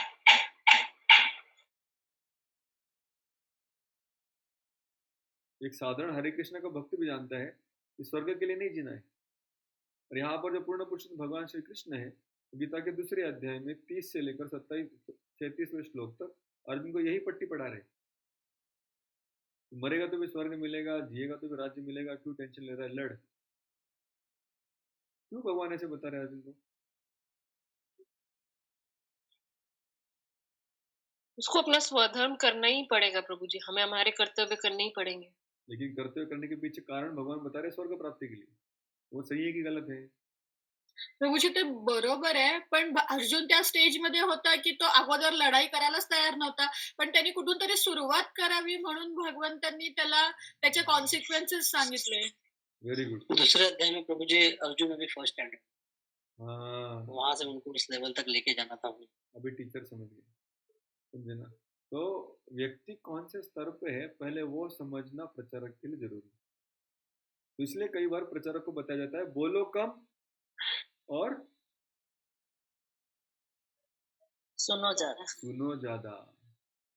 क्योंकि जब नए व्यक्ति को मिलते हैं तो उससे कम, उसको उपदेश कम दो, उससे ज्यादा सुनो कि वो क्या बोल रहा है, उसके घर में क्या परिस्थिति है, वो अभी तक कौन से बाबा के पास जाके आया है, कितना ताबीज पहन के घूम रहा है, या फिर कितना जीवन में उसने गड़बड़ किया है, या ऑलरेडी किसी कृष्ण मंदिर में जा रहा है, ऑलरेडी गीता के 700 श्लोक याद कर चुका है, ऑलरेडी किसी इस्कॉन मंदिर में था वहां से भी यहाँ शिफ्ट हो चुका है। तो ये अलग अलग व्यक्ति का अलग अलग स्तर है। तो हम जब व्यक्ति से डील करते हैं, जैसे डॉक्टर पेशेंट को पहले हिस्ट्री पूछता है, कब से है, क्या है, सिवेरिटी पूछता है और उसके अनुसार ट्रीटमेंट देता है। ऐसे नहीं कि उसने डब्बा भर के रखा है गोलियों का, बोले हाँ कौन बीमार है ये ले गोली खा, तू क्या तू भी बीमार, तू भी यही गोली खा। तो फिर थोड़ा सा मुश्किल हो जाता है प्रचार के कार्य में, और हम भी लोगों के प्रति बहुत ज़्यादा संवेदनशील नहीं रहते, और लोग भी फिर हरे कृष्णा मतलब बहुत रूड या बहुत ही इनसेंसिटिव, बहुत ही कठिन प्रकार के लोग डील करने के लिए, ऐसे लोगों का एक समाज में अनुभव बन जाता है। जैसे कुछ दिन पहले हमने मंदिर में क्वेश्चन आंसर सेशन रखा था पालगढ़ में, तो बहुत सारे नए लोग आए थे। तो एक व्यक्ति आया था पालगढ़ बोईसर एरिया से, उसने पूछा कि प्रभु जी मुझे प्रश्न है, सबसे पहला प्रश्न जो पूछा गया वो पूछा गया कि ये तुम लोग रोड पे भगवत गीता क्यों बांटते हो और लोगों को जबरदस्ती क्यों देते हो? तो पहला प्रश्न था। ऑफकोर्स मैंने उसको उत्तर दिया कि ये देना जरूरी है इत्यादि इत्यादि। यानी कहने का मतलब है कभी कभी हम सही चीज बताते हैं लेकिन सही समय पे नहीं बताते, सही तरीके से नहीं बताते, इसलिए कभी कभी लोग भक्ति से और भगवान से और भक्तों से भी दूर चले जाते हैं। तो वो हमें नहीं करना है। तो भगवान खुद अपने आप को अर्जुन के चेतना जैसे से उसके ऊपर जा रही है। तो दूसरे अध्याय में उसकी चेतना उधर ही है, क्योंकि पहले अध्याय में उसने कहा था कि देखो मैं ये लोग सब मारूंगा तो मेरी जिंदगी में कुछ फायदा ही नहीं, क्योंकि इतना सारा प्रॉपर्टी मिलेगी तो मजा नहीं आएगा क्योंकि मेरे लोग साथ में नहीं है। तो कहने का मतलब अर्जुन अभी भी मजा मस्ती करने के बारे में सोच रहा है, भौतिक सुख के बारे में सोच रहा है। इसलिए भगवान के तुमको सुख ही चाहिए ना। यहाँ पे क्या सुख की अपेक्षा कर रहे हो? स्वर्ग में जाओ, बड़ा सुख मिलेगा, करो युद्ध। तो जिस प्रकार से अर्जुन बोल रहा है उसी प्रकार का सोल्यूशन कृष्ण दे रहे हैं। फिर अर्जुन तीसरे चौथे पांचवें अध्याय में उसका डर है कि अरे ठीक है चलो स्वर्ग में जाने के लिए युद्ध करूंगा भी, लेकिन स्वर्ग जाने के पहले नरक जाना पड़ेगा, कितने लोग मरेंगे, पाप लगेगा। मतलब कभी कभी वो धार्मिक लेवल पे आ गए कि पाप पुण्य से डरता हूँ भाई मैं। पहले एकदम ही भोग विलास के मटेरियलिस्टिक लेवल पे थे, अभी कम से कम पाप पुण्य के लेवल पे बोले नहीं नहीं नहीं नहीं मरेंगे लोग, उससे अच्छा मैं संन्यास लेता हूँ, मुझे काम करना ही नहीं है। तो भगवान ने देखा कि भी इसको पुण्य और पाप के बीच में अटका हुआ है, तो भगवान ने उसको कहा कि अभी ऐसा काम करो जिसको कहते हैं निष्काम कर्मयोग, जिसमें तुम्हें पाप पुण्य नहीं लगेंगे। तो यही यही चलता है पांचवें अध्याय तक, निष्काम कर्मयोग निष्काम कर्मयोग निष्काम कर्मयोग। वो तो प्रभुपाद है जो तात्पर्य में उसको भक्ति घुसाते हैं ताकि लोग उसमें अटक न जाए। फिर भगवान कहते हैं ये निष्काम कर्म करते रहेगा तो अपने आप तुमको ज्ञान प्राप्त होगा, जो चौथे अध्याय में बताते हैं, और पांचवें अध्याय बताते हैं पूरी शांति प्राप्त होगी, तुम मुक्त भी हो जाएगा। तो मुक्ति का और एक रास्ता अष्टांग योग बताना था, इसलिए छठा अध्याय आ गया। तो ये तो भगवान ने अर्जुन की दशा देख के बताया, लेकिन फिर सातवां अध्याय जो है वो भगवान खुद अपने आप से चालू करते हैं। बाकी सारे अध्याय अर्जुन के प्रश्नों की वजह से चालू होते हैं, सातवें अध्याय से आगे अर्जुन कोई प्रश्न नहीं पूछे, क्योंकि भगवान अपने दिल की बात कह रहे हैं। इसलिए प्रभुपाद कहते हैं सातवें अध्याय से आगे भक्ति योग आरंभ हो गया। तो भक्ति अपने बलबूते से नहीं मिलती, जब कोई श्रद्धावान व्यक्ति हमें आके सामने से बताता है कि ऐसा होता है वैसा होता है इत्यादि इत्यादि। और भगवान कहते हैं अर्जुन को तुमको बता रहा हूँ क्वालिफिकेशन हमने देखा इस अध्याय में, अनसूयवे। तो वो क्वालिफिकेशन भगवान देखते हैं, तब जाके शुद्ध भक्ति का ज्ञान उसको देने लगता है। लेकिन वापस इधर हम इस श्लोक में देख रहे हैं यत् करोषि यदश्नासि, भगवान ने देखा कि शायद अर्जुन तो उस लेवल पे है, लेकिन दूसरा कोई व्यक्ति शायद उतना भी नहीं कर पाएगा क्योंकि उसके पास श्रद्धा नहीं है। तो इसलिए उस व्यक्ति के लिए कह रहे भगवान यत् करोषि यदश्नासि यज्जोषि दास्यति। तो ये श्लोक भक्तों के लिए नहीं है, या आप और मेरे लिए नहीं है, ये श्लोक उन लोगों के लिए है जिनको हम भक्ति में प्रोत्साहित करना चाहते हैं, जो फर्स्ट स्टैंडर्ड में है अभी। तो उनको हम कहेंगे ठीक है यार, कांता लहसुन का टीका ना, कम से कम कृष्ण का फोटो है क्या घर पे? बोले हाँ है। रोज पूजा करते हो? बोले नहीं। ठीक है, रोज उसकी पूजा भी करो और जो भी बना रहे हो भगवान को खिलाओ। नॉनवेज तो नहीं खाते? बोले नहीं, नॉनवेज तो बचपन से नहीं खाया। Very good. तो आप जो बना रहे हो भगवान को खिलाना चालू करो, ये मंत्र है, बोलो। कम से कम उसके बहाने में एक बार हरे कृष्ण मंत्र बोल देगा, उसी बहाने बदलो भगवान के दर्शन करेगा। तो भले वो अभी सत्वगुण में नहीं आएगा तुरंत, कम से कम रजो तमोगुण में जहाँ पे भी है वहां से भक्ति आरंभ करेगा। क्योंकि व्यक्ति रजो और तमोगुण में है और उसको अगर सत्वगुण में आना है तो क्या करने से आएगा? रजो और तमोगुण से कैसे मुक्त होगा कोई? क्योंकि जो रजो और तमोगुण में होते हैं ना वो कांदा लहसुन नहीं छोड़ सकते, उनके लिए वो बहुत जरूरी है। आप सबने ऐसा अनुभव किया होगा, लेकिन तो ऐसे लोग रजो और तमोगुण को कैसे छोड़ सकते हैं? प्रैक्टिस करके प्रभु जी धीरे धीरे भक्ति में भगवान अग्रसर होके भक्ति द्वारा भगवान भक्ति की करते भक्ति हैं। करो। सिर्फ भक्ति करने से वो रजो और तमोगुण से बाहर आ सकते हैं। इसलिए हमें चाहिए कि अब भी वो जिस परिस्थिति में है, जहाँ पे भी है, जैसा भी है, वहां से उसके जीवन में भक्ति की छोटी मोटी क्रियाएं कैसे ऐड कर सकता हूँ, ये हमें देखना है। और वही भगवान का भी यहाँ पर मनोभाव है। बोले तू जैसा भी है यार, यद करोषि जो भी कर रहा है, यद अश्नासी जो भी खा रहा है, यद जुहोसी जो भी यज्ञ इत्यादि कर रहा है, ददासी यद जो भी दान धर्म कर रहा है, या यद तपस्या जो भी तू ऑस्टेरिटी कर रहा है, तपस्या कर रहा है, रोज सुबह उठ के 5:30 की फास्ट लोकल कर रहा है, रात को 10 बजे आ रहा है, जो भी तपस्या तेरे जीवन में हो रही है, ये सारी तपस्या तो भगवान को अर्पण कर। तो उसके जीवन में हमें धीरे धीरे कृष्ण को ऐड करना है। अभी उसके जीवन से चीजें निकालना है, आरंभ नहीं करना है। तो पहली मीटिंग में अगर उसके हम जीवन से चीज़ों को काटने का प्रयास करेंगे, बोले पहले ये छोड़, फिर ये छोड़, तुमको कंठी माला पहननी है, तो पहले 4 नियम का पालन कर, कांदा लहसुन छोड़, चाय भी नहीं पीनेगा कल से, फिर मुझसे आके मिल, उनका चाय छोड़ेगा भी नहीं और आपको आके मिलेगा भी नहीं। तो इसलिए हमें चाहिए कि थोड़ा हमें सेंसिटिव होना चाहिए और साथ साथ परिपक्व भी होना चाहिए कि ऐसे नहीं कि उस व्यक्ति को हम उसी रास्ते पे छोड़ दें। हमें चाहिए कि हमेशा उसका फॉलोअप करते रहे, उसके साथ टच में रहे और धीरे धीरे धीरे, जैसे कृष्ण ने अर्जुन को दूसरे अध्याय में जो बताया वहाँ पर छोड़ नहीं दिया, उसको धीरे धीरे 18वें अध्याय तक शुद्ध मुक्ति तक लेके आए। उसको ही कहते कल्टीवेशन, उसको कहते प्रचार। व्यक्ति को धीरे धीरे धीरे धीरे धीरे तो फॉलोअप लेते लेते उसके जीवन में थोड़ी थोड़ी भक्ति क्रियाएं डालते रहेंगे, धीरे धीरे वो शुद्ध होता रहेगा और फिर आगे बढ़े। क्योंकि कई बार क्या होता है, जब हम इस प्रकार से प्रचार करते हैं तो लोग प्रोत्साहित होते हैं, लोग प्रोत्साहित होते हैं भक्ति करने के लिए, तो हमें भी प्रचार करने का प्रोत्साहन मिलता है। मान लीजिए कि आपने बिल्कुल ही सेंसिटिव नहीं रहे, संवेदनशील नहीं रहे, आप सीधा लोगों को उठा के सीधा शुद्ध भक्ति में रखने का प्रयास कर ही रहे, तो बहुत सारे लोग आपसे भाग जाएंगे पहली चीज तो, और वो आपके साथ बैठने के लिए तैयार नहीं रहेंगे, आपके साथ चर्चा भी नहीं करेंगे, आपके प्रोग्राम में भी नहीं आएंगे। तो आपका प्रचार करने का जो उत्साह है वो बढ़ेगा कि कम होगा? कम हो जाएगा। तो मुझे कोई चिंता नहीं रहेगी, किसी को करना ही नहीं है, किसी को पालन नहीं करना चाहे, किसी को माला नहीं करनी है, 16 माला किसी को नहीं करनी है, आप निरुत्साही हो जाएंगे। और जब निरुत्साही हो जाते हैं तो प्रचार बंद हो जाता है, फिर हमें उत्साह नहीं रहता कि किसी को जाके मिले, किसी को बोले। आपको लगता है कि मैं ही इस दुनिया में पूरा अलग हूँ, बाकी सब लोग अलग है, और कोई भी जिसको भी मैं बोलता हूँ ये करना है वो करना है, तो वो मेरे तरफ ऐसा देखता है कि कौन सी दुनिया से आए है, पागल है, इसने क्या कर दिया अपने जीवन का, ऐसे कैसे जीते हैं लोग, ये क्या क्या बोलते हैं। तो फिर भक्तों को भी अपने दूसरों को मिलने में डर लगने लगता है, इन्फेरिटी कॉम्प्लेक्स लगने लगता है, यार हम ही थोड़े छोटे 10 15 20 लोग 50 लोग यहाँ पर है इस प्रकार का जीवन जी रहे, और बाकी लोग तो हमें भाग नहीं देते, क्योंकि ये सब अलग चीज़ें हैं, अतरंगी है, कहीं कहीं से तो मैं अटक गया, लेकिन बाकी लोग इसमें अटकने वाले नहीं। तो फिर हम लोगों को भक्ति के बारे में बताना ही छोड़ देते हैं, और ऐसा होता है।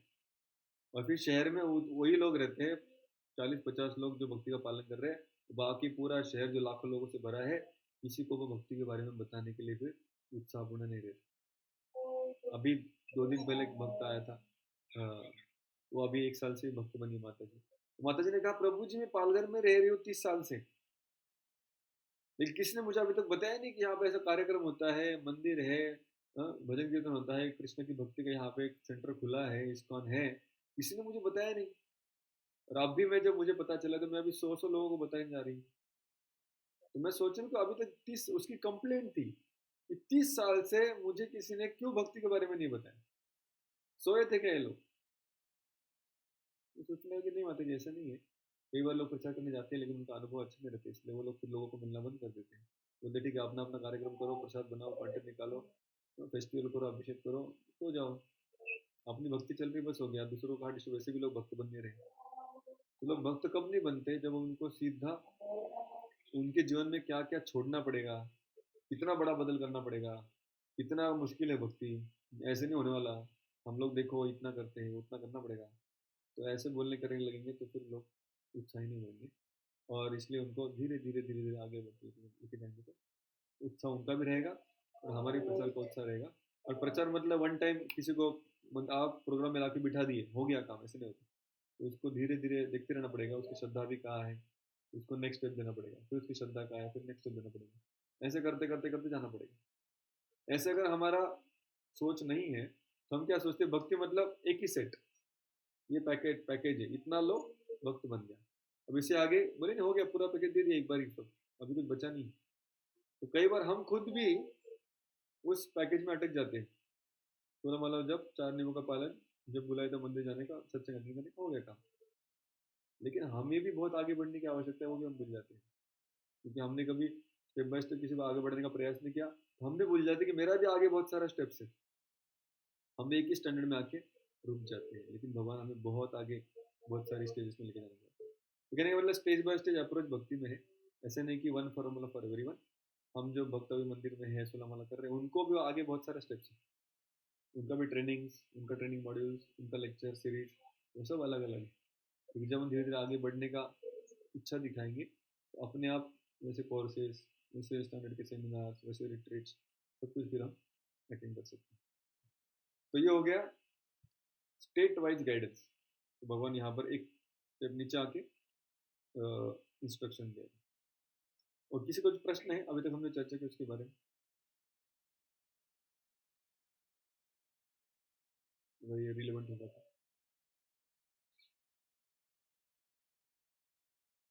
ओके, आगे बढ़ते हैं। नेक्स्ट श्लोक।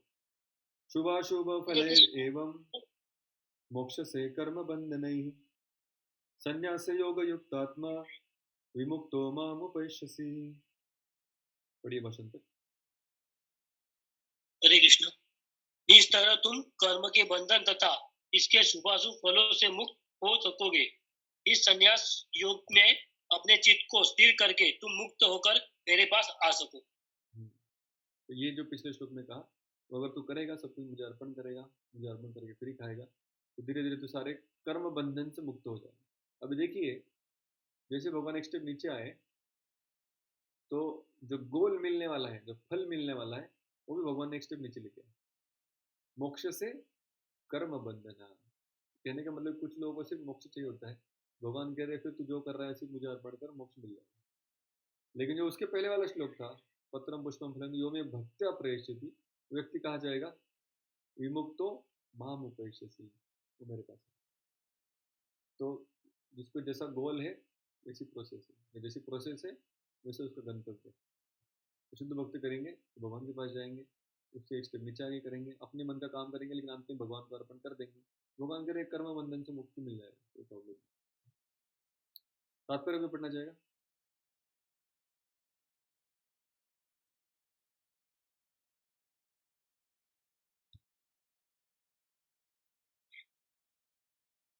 हरे कृष्ण।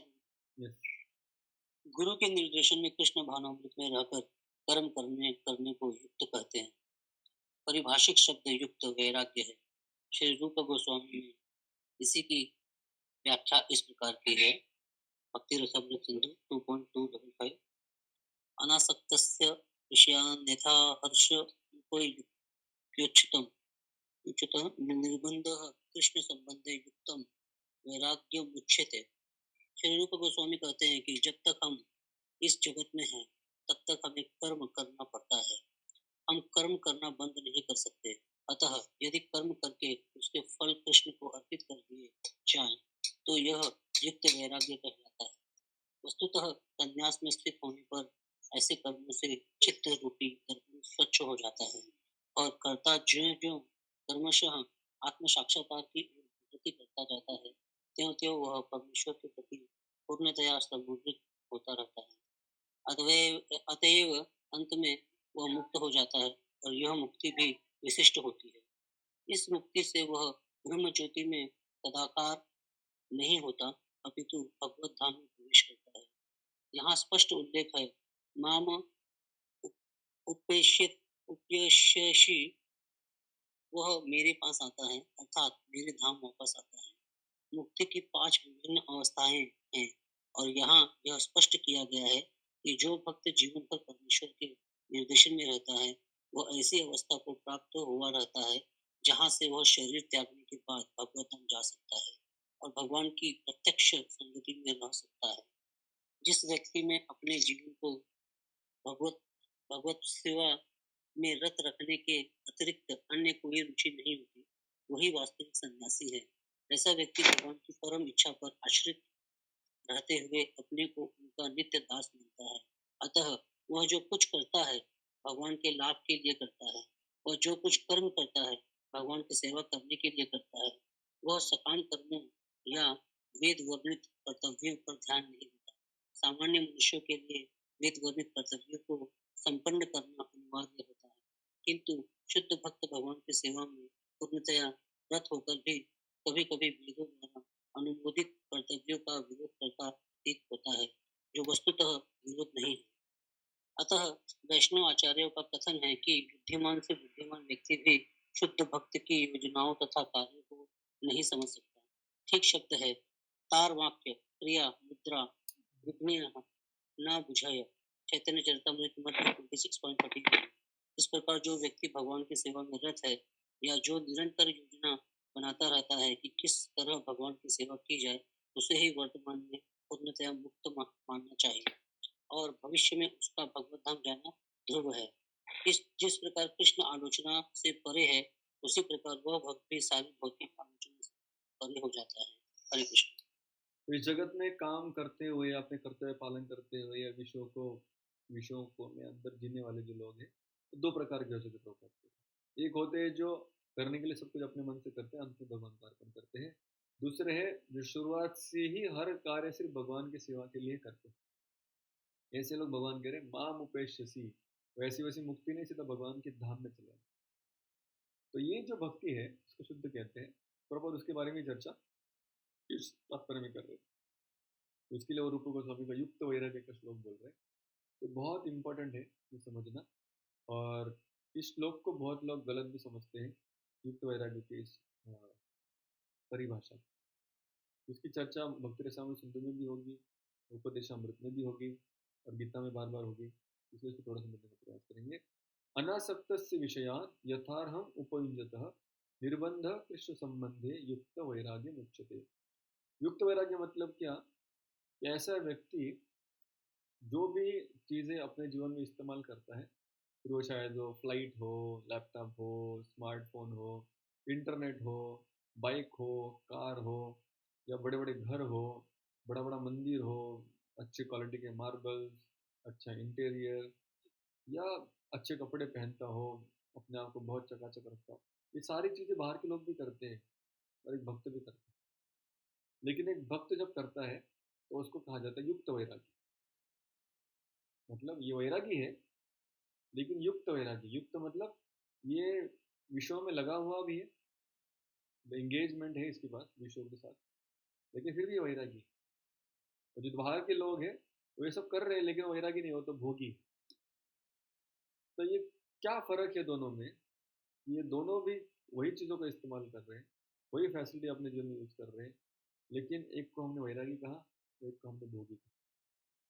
रूप गोस्वामी श्लोक में लिखते हैं क्योंकि जो भक्त है वो जब चीज़ों का इस्तेमाल करता है तो किस चेतना में करेगा, तो उसको हम युक्त वैरागी कह सकते हैं।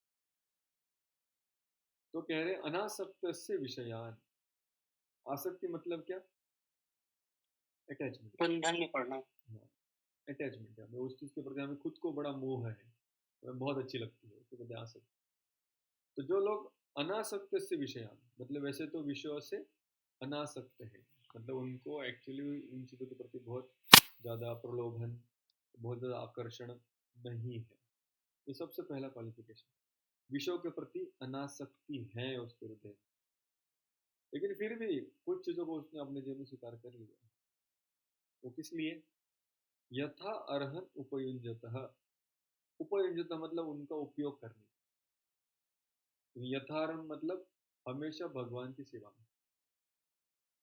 तो उसके पास जो भी चीज़ें हैं या जो भी उसने ऐश्वर्य अपने पास रखा है, उसका उपयोग वो सिर्फ और सिर्फ भगवान की सेवा में ही करता है, उसके अलावा अपने पर्सनल भोग के लिए नहीं करता।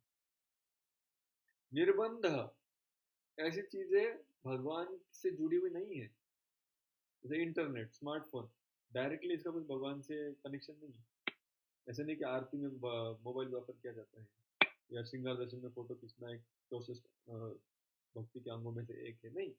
वो मोबाइल का, इंटरनेट का या पैसा का कोई डायरेक्ट भक्ति के जो 5 अंग या 64 अंग उसमें कहीं भी वर्णन नहीं है। डायरेक्टली तो जैसे भगवान कृष्ण से कनेक्टेड नहीं है, साधारणतः उसको माया का ही स्वरूप माना जाता है, तो निर्बंध है, उनका कृष्ण से कोई संबंध नहीं है, निर्बंध है। लेकिन फिर भी कृष्ण संबंध युक्तम, क्योंकि कृष्ण संबंध में वो इसका उपयोग कर रहा है, ऐसे को क्या कहते हैं? युक्त वैराग्य उच्चते। ठीक है, समझ में है? तो 3 चीजें मैंने बताई।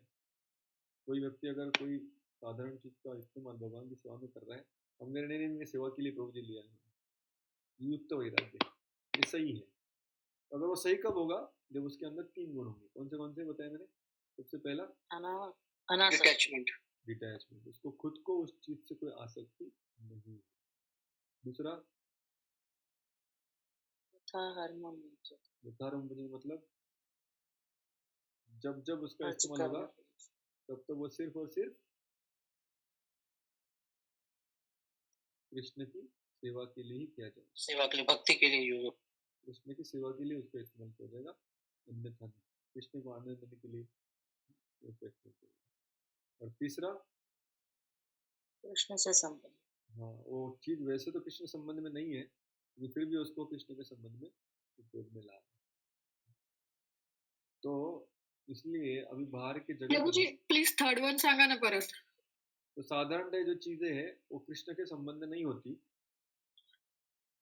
जैसे इंटरनेट है, मोबाइल है, पैसा है, उसका डायरेक्ट कृष्ण से कोई संबंध नहीं भक्ति से, लेकिन फिर भी वो उसको कृष्ण के संबंध में उपयोग कर लेता है या कर सकता है, अगर उसके पास ही पहले दो क्वालिफिकेशन है तब तीसरा वो कर सकता है। पहले दो क्या है, उसको खुद को उसके प्रति कोई अटैचमेंट नहीं है, मतलब अनर्थ निवृत्ति हो गई है, अभी उसको उस चीज़ों से भी प्रलोभन या एजिटेशन नहीं होता, तो वो डिस्टर्ब नहीं होता उन चीज़ों से, पहला वो अनासक्त है।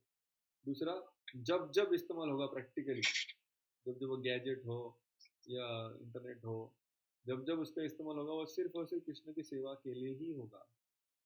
ऐसे नहीं कि उसमें बैठ के आराम से वो कपिल शर्मा का शो भी देख रहे हैं गोर गोपाल का एक एपिसोड देखा, ठीक है, लेकिन उसके बाद बोले ये तो मच अच्छा शो है, तो कुछ नहीं आए थे तो क्या होता है इधर, तो थोड़ा और आगे पीछे का देख लिया। तो ऐसा नहीं, जब जब उसका इस्तेमाल होगा सिर्फ और सिर्फ कृष्ण की सेवा के लिए होगा। और जब ये दो क्वालिफिकेशन है तभी वो साधारणतः जो निर्बंध है या कृष्ण के संपर्क में नहीं है वो चीज़ें, उनको वो कृष्ण के संबंध में उपयोग कर सकते हैं। कहने का मतलब युक्त वैराग्य कोई भी नहीं कर सकता, उसके लिए बहुत क्वालिफिकेशन चाहिए। जैसे राधा गोपीनाथ मंदिर में बहुत सालों पहले राधानाथ स्वामी महाराज खुद ब्रह्मचारी का ट्रेनिंग देते थे, तो उस समय पे सिर्फ एक ही लैपटॉप था पूरे पूरे टेम्पल में, तो वो किसके पास था? महाराज के पास ही था तो सारे ब्रह्मचारी के पास लैपटॉप है और सन्यासी के पास लैपटॉप है, कैसे? जो हैंडल कर सकता है वही यूज कर सकता है, ये पॉलिसी। जो हैंडल नहीं कर पाएगा उसको देने से कुछ फायदा नहीं है, ना वो प्रचार में काम आएगा, ना वो कृष्ण के संबंध में यूज होगा, वो दूसरी दिशा में यूज होगा। क्यों? क्योंकि उसके हृदय में अभी तक अनासक्ति नहीं आई, अभी उसका अपना ही इंद्रिय भोग से मुक्त नहीं हुआ।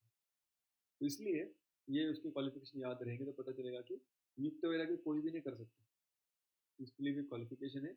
एक भक्ति में स्टेज आने के बाद ही हम ये माया के जो बनाए हुए चीजें हैं उनको हाथ लगा सकते हैं। कभी हम सोचते हैं नहीं नहीं वो जी कृष्ण की सेवा के लिए, कृष्ण की सेवा के लिए ऑफकोर्स कर सकते हैं यूज, लेकिन अपने आप के अंदर ये गुणों को भी विकसित करना होगा, नहीं तो फिर हम उसके शिकार हैं और वो हमें कृष्ण से दूर भी लेके जा सकते हैं। तो ये इंपॉर्टेंट है। तो इसके बारे में कुछ सवाल है युक्त वैराग्य के बारे में?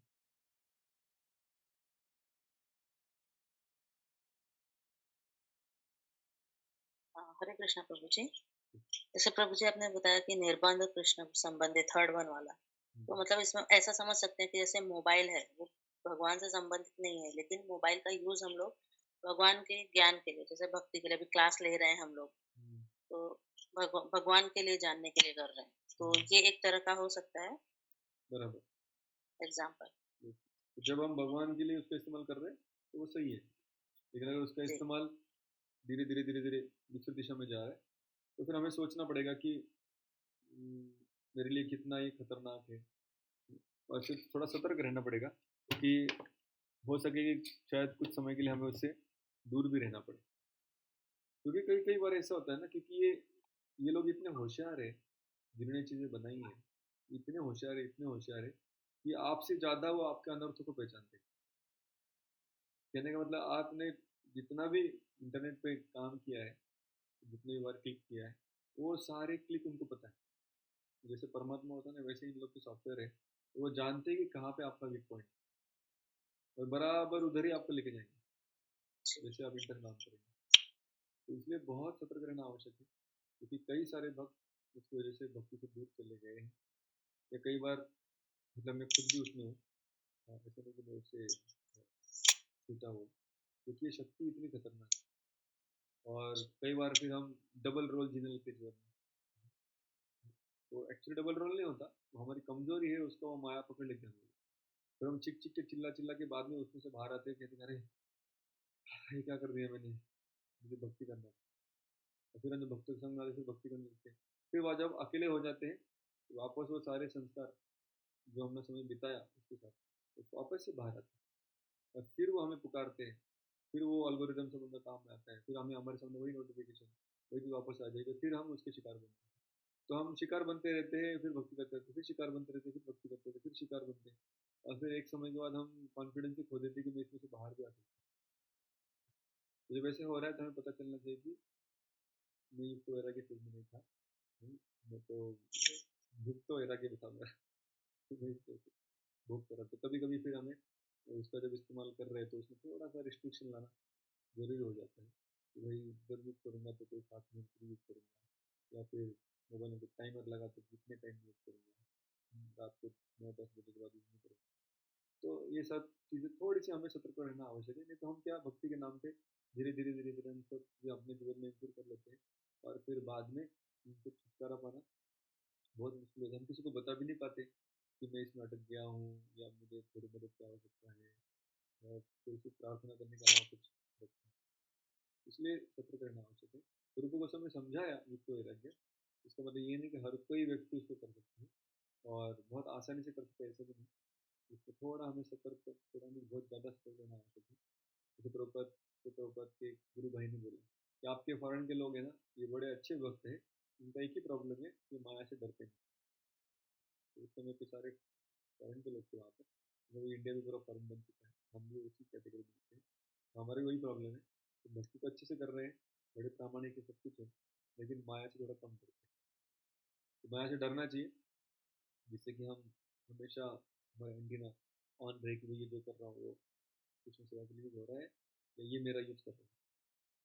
तो वो और ध्यान रहे तो फिर हम थोड़ा युक्त वैराग्य में जा सकते हैं। ठीक हरे कृष्ण। धन्यवाद। है, हरे कृष्ण कृष्ण। दंडवत प्रणाम प्रभु जी। जैसे हम फिर जैसे यात्रा भी जाते हैं या हम कुछ जैसे कभी कभी हमको ऐसा लगता है कि हम जिस सिचुएशन में रह रहे हैं तो हमको जैसे वो कंडीशन अगर अप्रोप्रिएट नहीं है, जैसे कि किसी को लगता है कि बहुत गर्मी है तो फिर कूलर या एसी, मतलब मैं उसमें बैठ के अच्छे चैटिंग कर सकता हूँ। तो क्या वो स्थिति को या वो जैसे ट्रेन में टिकट कोई काटता है कि नहीं मुझे स्लीपर में नहीं मुझे एसी में चाहिए, तो वहाँ पे जैसे हम यात्राओं में जाते हैं तो फिर उस चीज को कैसे ले प्रभु जी? क्या वो युक्त वैराग्य में लेंगे कि नहीं? तो हाँ, अपने आप को ऑब्जर्व करना पड़ेगा कि मुझे जैसे दो लोग हैं, उन्होंने एसी का टिकट कर लिया। अब एक ने देखा एसी का टिकट मिला, भाई गर्मी नहीं, कुछ नहीं, सो जाओ। 15 घंटे की, 16 घंटे की, 18 घंटे की जर्नी है, तो उसमें अच्छा आराम करके, हालांकि घर से ही सो के आया था, उधर जाके भी सोने वाला है, ऐसा नहीं कि बहुत थक के आया था, 2-3 दिन से सोया नहीं था। ऐसा था तो अच्छा है, सोया भी जाएगा सिर्फ क्योंकि सेवा करते करते बहुत थक गया था, पूरा ट्रेन में सो भी जाएगा तो भी युक्त वैराग्य, जिस शरीर ने उसको मदद किया था उसको उसने आराम दिया। कई बार लोग ऐसे करते हैं। कुछ लोग होते हैं कि अरे अभी इतना मैंने मंदिर का पैसा खर्च किया या कृष्ण की संपत्ति खर्च की है इसी टिकट में, यहाँ पे इतनी अच्छी शांति है और ज़्यादा डिस्टर्बेंस नहीं, तो क्यों ना इसमें मैं थोड़ा एक आध बुक पढ़ लूँ, थोड़े लेक्चर सुन लूँ, नोट बना लूँ। तो उस जो एम्बियंस आपको मिला, जो कंफर्ट मिला, उस कंफर्ट का उपयोग क्या कर रहे हैं, वो मैं अब एसी के डब्बे के अंदर बैठने के बाद वो घंटे आपने कैसे बिताए, उसमें कृष्ण की याद रही या नहीं रही, या फिर उसमें बैठ के हम यूट्यूब चालू करके एंटरटेनमेंट कर रहे हैं, तो फिर वो पूरा मायने चलेगा। लेकिन अगर उसमें बैठ के हम उस समय का, उस शांति का हम फायदा ले रहे हैं और कृष्ण की सेवा में आगे बढ़ रहे हैं, तो कम से कम रेस्ट हो तो भी चलेगा। अगर बाद में बहुत सारी सेवा करनी है तो बहुत सेवा करके थक के फिर बैठे हैं, या फिर उसमें बैठ के कुछ थोड़ी पुस्तक पढ़ ली प्रभुपाद से, या कुछ चर्चा कर ली, यहाँ पे किसी ने प्रचार कर लिया, तो एसी में जाना कोई बुरी बात नहीं है कि हर किसी की बॉडी का रिक्वायरमेंट अलग अलग है, लेकिन रिक्वायरमेंट कंप्लीट होने के बाद अभी वो बॉडी क्या कर रही है वो इम्पोर्टेंट। ठीक है। यस प्रभु जी, थैंक यू, दंडवत प्रणाम। और कोई कुछ बोल रहा है?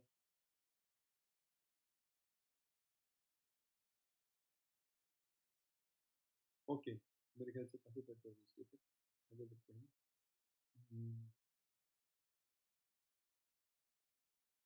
तो इसलिए जो भी हम उन चीज़ों का इस्तेमाल करते हैं जो कृष्ण से डायरेक्टली कनेक्टेड नहीं है, थोड़ा सतर्क रहना आवश्यक। तो अभी भगवान वापस आ रहे हैं शुद्ध भक्ति की श्रद्धा में और कह रहे हैं कि ये लोग मुझे कितने प्रिय है।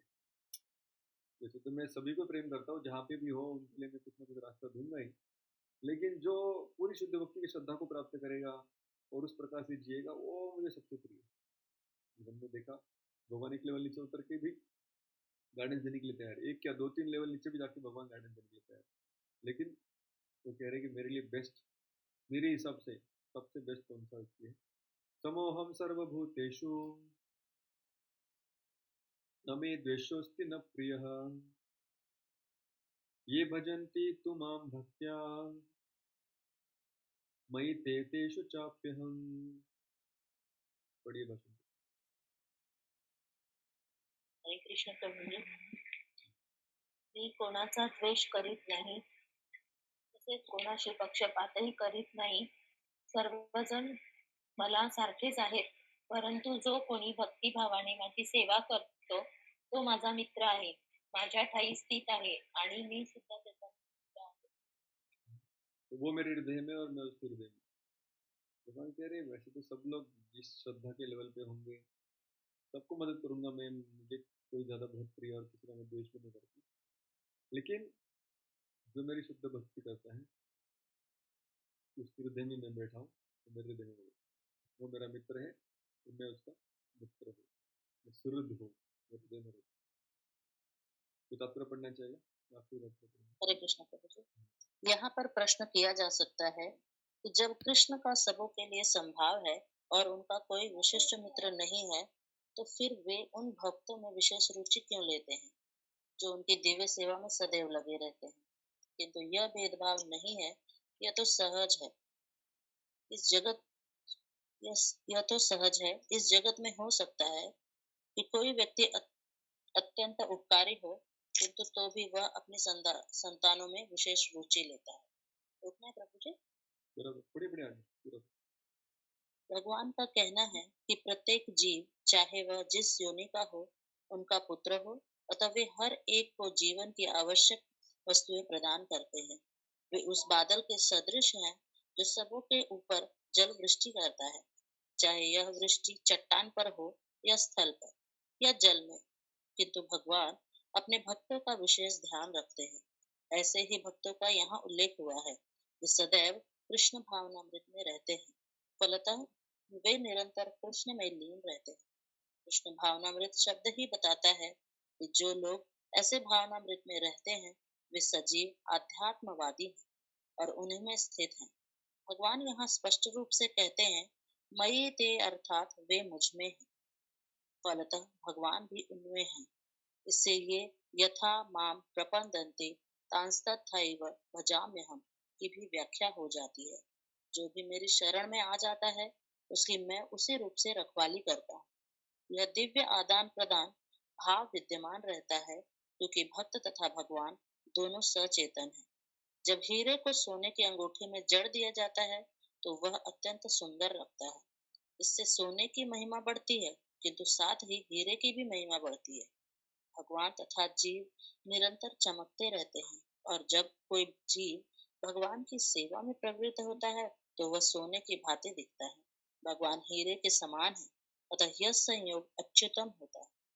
शुद्ध अवस्था में जीव भक्त कहलाते हैं। परमेश्वर अपने भक्तों के भी भक्त बन जाते हैं।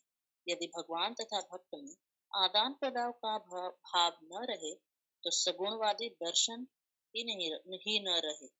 मायावादी दर्शन में परमेश्वर तथा जीव के मध्य ऐसा आदान प्रदान का भाव नहीं मिलता, किंतु सगुणवादी दर्शन में ऐसा होता है।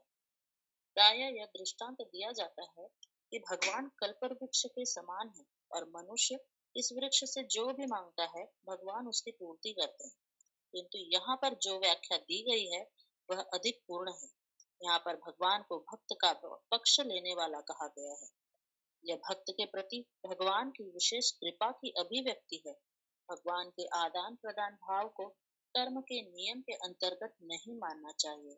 यह तो उस दिव्य अवस्था से संबंधित रहता है जिसमें भगवान तथा उनके भक्त कर्म करते हैं। भगवत भक्ति इस जगत का कार्य नहीं है, यह तो उस अध्यात्म जगत का अंश है जहाँ शाश्वत आनंद तथा ज्ञान का प्राधान्य रहता है। हरे कृष्ण। तो भगवान क्लियरली अपना प्रेम यहाँ पे व्यक्त कर रहे हैं। बोले ऑल सेड एंड डन, जो भी मैंने कहा, जो भी अलग रास्ते देने थे दिए, अलग लोगों को इंकरेज किया, लेकिन मेरा प्यार कौन है? मेरा प्यार मेरे भक्त, तो बस इनके अलावा मैं और कुछ नहीं। तो ये भगवान क्लियर पार्शलिटी, क्लियर अपना जो प्रेम है उसको व्यक्त कर रहे हैं कि बाकी सब लोगों के साथ मैं आदान प्रदान करता हूँ, उनसे मैं बहुत द्वेष भी नहीं करता, बहुत ज़्यादा प्रेम भी नहीं करता, जैसे उनकी करनी वैसी भरनी। तो उनके भगवान परमात्मा के रूप में उनके अच्छे कर्मों का उनको पुण्य फल, उनके बुरे कर्मों का पाप फल देते रहते हैं। तो आदान प्रदान एक बहुत न्यूट्रल व्यक्ति की तरह करते रहते हैं। लेकिन जैसे कोई अंतरंग शक्ति के अधीन आ जाता है, जैसे किसी को भक्तों का संग मिल जाता है, भक्तों के संग से उसके हृदय में शुद्ध भक्ति की श्रद्धा भी प्राप्त हो जाती है, उसी दिन से अभी भगवान के लिए वो न्यूट्रल पार्टी के लिए जैसा नहीं रहा, अभी उनके लिए बहुत स्पेशल व्यक्ति बन गए, क्योंकि जो श्रीमती राधा रानी द्वारा वरदान प्राप्त है, राधा रानी द्वारा ब्लेस्ड है।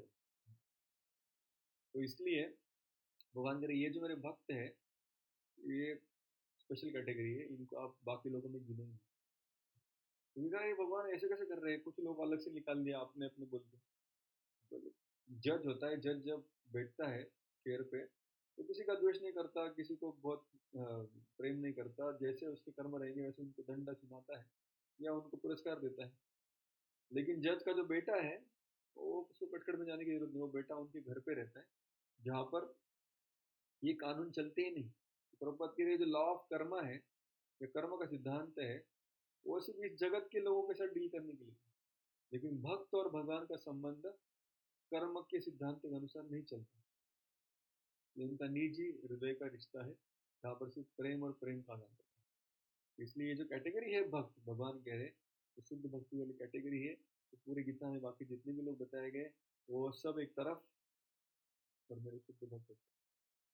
इसलिए हम बड़े भाग्यवान हैं कि प्रभुपाद जी से शुद्ध भक्ति की कृपा से हमें शुद्ध भक्ति का बीज श्रद्धा के रूप में मिला है, और इसलिए हमें सारे लोगों से भिन्न बन चुके हैं। ये हमारी श्रेष्ठता नहीं है, लेकिन ये हमारा सौभाग्य, इसमें हमारी कोई योग्यता नहीं है, लेकिन ये प्रभुपाद की कृपा है। इसमें हम बाकी लोगों से कुछ बहुत बड़े हैं ये सोचने की जरूरत नहीं है। ये सोचना चाहिए कि ये तो मेरा लक अच्छा था, किसी भक्त को मिल गया, उससे सुनने को मिला, और इसलिए अभी मैं ये सारे कैटेगरी एक तरफ, तो शुद्ध भक्ति की श्रद्धा अगर मैंने स्वीकार की है तो मैं एक तरफ, तो इन भक्तों के साथ भगवान कह रहे मैं बहुत प्रेम करता हूँ, बाकी लोग सब एक तरफ, मेरे शुद्ध भक्त एक तरफ। तो कोई कहेगा अरे लेकिन आपके भक्त इतने महान थे कि मैं तो कभी कभी देखता हूँ वो लोग बड़े बुरे बुरे कामों में लगे रहते हैं, दुराचार करते रहते हैं। भगवान कहते तू कुछ भी करे मेरे भक्तों को तो उंगली में नहीं उठाने का, क्योंकि मुझे कैसे प्रिय है, क्यों प्रिय है। तो भगवान आगे के श्लोकों में अपना और प्यार का इजहार इस अध्याय में करेंगे। आज हम यहाँ पर रुकते हैं, बाकी की चर्चा हम अगले क्लास में करेंगे। कल क्लास होगा कि नहीं होगा मैं आपको मैसेज में बता दूंगा। Thank you very much. हरे कृष्णा। श्री प्रभुपाद की जय। अनंत कोटि वैष्णव कृष्ण प्रभु जी दंडवत प्रणाम। हरे कृष्ण। हरे कृष्ण प्रभु प्रणाम।